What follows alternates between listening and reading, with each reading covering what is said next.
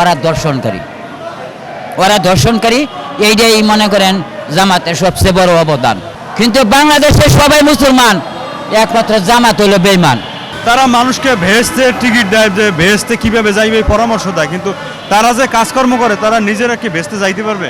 বেহেস্ত এতই সহজ না যে তুমি এই লাডি লয়ে দৌড়বা, হ্যাঁ, আওয়ামী লীগ পিটাইবার জন্য আর আরেকজনের কাছে গিয়ে বেহেস্তের টিকিট পেছবা।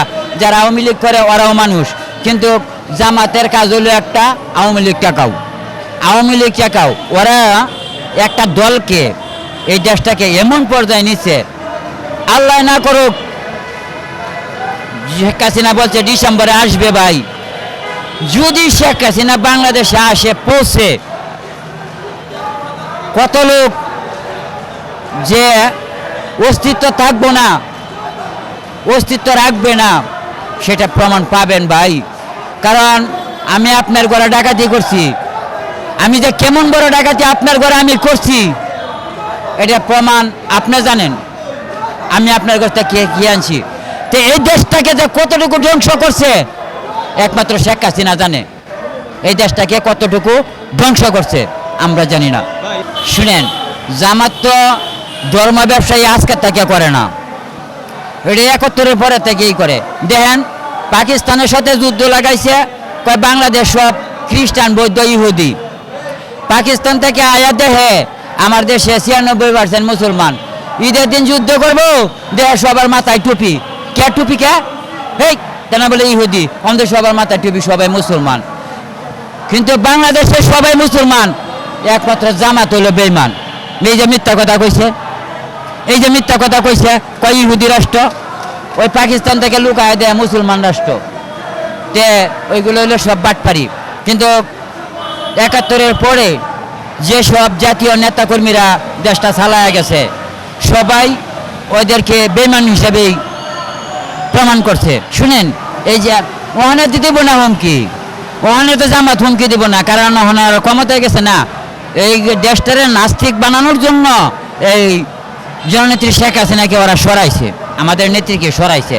ওখানে যদি আপনি 10টা গুলিও করেন ওদের নাম লইয়া, মানে ওরা এমন কাজ যায় ক্যাপাসিটিতে করবে, এটা ব্যস্ত হয়েছে, বুঝছেন? ওরা আন্দোলনে এখন আর করবে না। মসজিদ মাদ্রাসায় আমরা আমাদের বাচ্চাদেরকে, কোমলমতি বাচ্চাদেরকে দিনই শিক্ষার জন্য পাঠাই, কিন্তু সেখানে ধর্ষণ, বলাৎকার হয়। আমরা বাচ্চা কাচ্চা কোথায় পাঠাবো, কাকে বিশ্বাস করবো? আপনারা মসজিদে পাঠাবেন, ইহনা ভাই, এই ব্যাপারে মনে করেন আমরা কি বলবো? এই ব্যাপারে যদি বলতে চাই যে আপনারা 24,000 আন্দোলন করছেন, এরকম আপনারা ছেলেমেয়েদেরকে স্কুলে লেখাপড়া করানোর জন্য আপনাকে আর একটা আন্দোলন করতে হবে ভাই। আর না হয় যে শেখ হাসিনা 560টা মসজিদ করেছে আমাদের জন্য, সেই মসজিদে হয় টিকটক, নাউজুবিল্লাহ। আবার নাকি কয় এরা ধর্ম ব্যবসা করে, মসজিদে ভাই টিকটক হবে।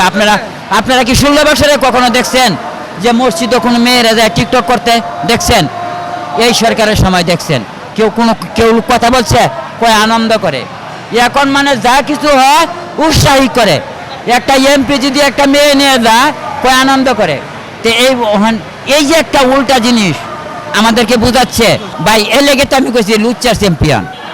এই আমরা লুচ্চার, সবার প্রতি একটা অভিশাপ থাকে, সব দলের প্রতি, সব মানুষের উপরে একটা অভিশাপ থাকে, একটা না একটা অভিশাপ থাকে। সে যত বড় আল্লাহওয়ালা হোক, একটা লোকের উপরে যে কিনো একটা ভালো মন্দ অভিশাপ থাকে। তা আমার মনে হয় জামাতের উপরে সবচেয়ে বড় অভিশাপটা হইল ওরা দর্শনকারী। এইটাই মনে করেন জামাতের সবচেয়ে বড় অবদান। দেখেন, জামাতের ওখানে শাস্তি গেলে তো শাস্তি চাইতে গেলে মগজাস্টিস হয়। আমি নিজেও এই 3 দিন আগেও মার খেলাম, বহুত আঘাতপ্রাপ্ত হইলাম। আমার মারছে কথা বলাতে। আল্লাহ পাক 72 ঘন্টার ভিতরে ফলাফল দেখায় নিছে। এখন আমরা বলবো না। এই দেশের মানুষ জানে, জাতি জানে যে কার দ্বারা দেশটা নষ্ট হচ্ছে। এখন জাতি এই রাজপথে আবার নামবে, যারা নামছে ওরা ভুল করছে। কিন্তু একটা জিনিস মনে করেন, 2024 সালে যারা আন্দোলন কইরা শেখ হাসিনাকে এই দেশ থেকে তরাইছে, পাঠাইছে। এখন যদি সুষ্ঠু মতো নির্বাচন হয়, তারাই ভোট দিবে। কেন দিবে? তারা তো ভাই পায় নাই কিছু। যারা রেস্টুরেন্টে রয়েছে, পোলাপানকে নামায়া হোটেলের থাকছে, ওরা এমপি হয়েছে। আপনি কি পাইছেন? আমি পাইছি একটা কলঙ্ক। আমি ওই আন্দোলন যায়া আজকে সবার কাছে আমি হইলাম কালার। তে আমি আমার ফ্যামিলি থেকে একটা কালার হয়ে থাকবো? কখনো না। সেই জন্য গণতন্ত্রের সরকারকে আমরা ফিরিয়ে আনবো।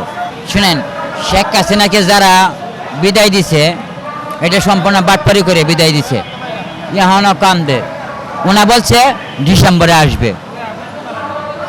ওনার ডিসেম্বরের আগেই লক্ষ লক্ষ মানুষ দিল্লির দিকে রওনা হবে, ভারতের দিকে রওনা হবে দেশকে বাঁচানোর জন্য। এই দেশে মানুষ তো সব খারাপ না।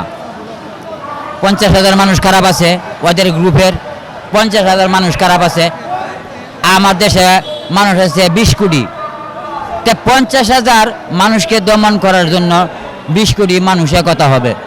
তারপরেও এই দেশটাকে বাঁচানোর জন্য, আমাদের রক্ষা পাওয়ার জন্য, এই মাতৃভূমি দেশটাকে ফিরিয়ে আনার জন্য, স্বাধীনতা পতাকা মানচিত্র ধারণ করার জন্য আমরা যারা আছি, তৃণমূল যারা আছি, খায়া না খায়া অনেক কষ্টের দিকে আছি, বুঝছেন? তা আমরা চেষ্টা করব এই দেশকে বুঝায়া, এই দেশকে মানুষ নিয়ন্ত্রণে আইন না, আমরা নাকি এই দেশের মানচিত্র ধরে রাখার জন্য আমাদের মাননীয় প্রধানমন্ত্রী জননেত্রী শেখ হাসিনাকে এই দেশের মাটিতে আমরা ফিরিয়ে আনবো ইনশাল্লাহ। যতদিন আমি বেঁচে থাকি ততদিন আমি জয় বাংলা স্লোগান দিয়েই যাব।